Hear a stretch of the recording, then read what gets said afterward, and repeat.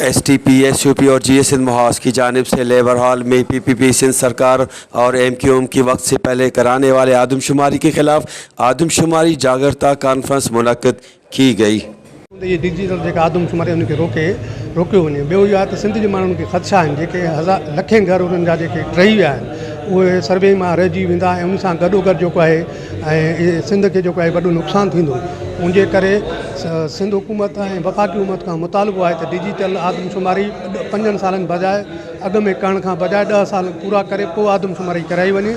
आदमशुमारी जेका थिए पई इंतहाई ख़तरनाक ऐं गैर क़ानूनी आहे, छो त हिन वक़्तु हिकु त सिंधी माण्हू ॿोॾ जे सबब जे करे मुतासिर आहिनि। 20 घर जेके हिन सो रही चुका आहिनि उहे पंहिंजे घरनि में माण्हू मौजूदु न आहिनि।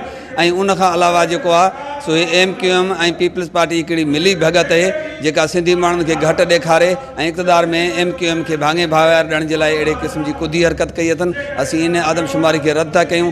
हीअ आदमशुमारी 2027 में थियणु घुरिजे ऐं डिजिटल जेको सिस्टम आहे उन ते बि भरवसो कोन्हे। असांजी आदमशुमारी जागरूकता कॉन्फ्रेंस जो मक़सदु इहो आहे जेका जीएसएन महाज, सिंध यूनाइटेड पार्टी ऐं सिंध एसटीपी सिंध तरक़ी पसंद पार्टी तरफ़ों घुराई वई आहे।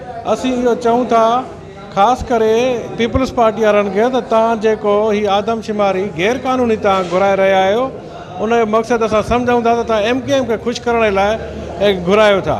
उनजे करे हिन वक़्तु जॾहिं क़ानूनी तौरु आदमशुमारी 10 सालनि खां पोइ घुराइबी आहे, तव्हां 5 सालनि जे दौरान घुराई आहे। इन मां सम्झूं था त हीअ सिंधी माण्हुनि खे जेको आहे सो अक़लियत में तब्दील करण जी साज़िश आहे। उनमें पीपल्स पार्टी आदमशुमारी जो ऐलान करे ऐं आदमशुमारी मुहिम हलाए सिंधी माण्हुनि खे अक़लियत में तब्दील करण जे वॾे खां माना वॾी जेका गहरी एमक्यूएम जी साज़िश आहे उनखे अमली जामो पाराए पई।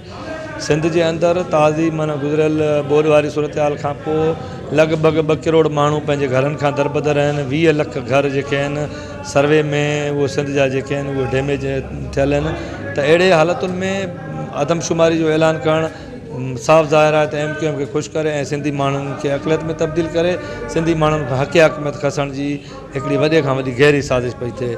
आदमशुमारी जागरूकता कॉन्फ्रेंस में शरीक शहरियों का मजीद कहना था कि पीपीपी अपना किबला दुरुस्त करे, सिंध को मजीद लूटने और तबाह बर्बाद करने से दुरेक करे। ऐसा ना हो कि आने वाले वक्त में पीपीपी का वजूद सिंध और सिंधियों के लिए सवालिया निशान बनकर रह जाए। कैमरा टीम के साथ गुलाम अली ब्रावई, वश टीवी, शहजाद कोट।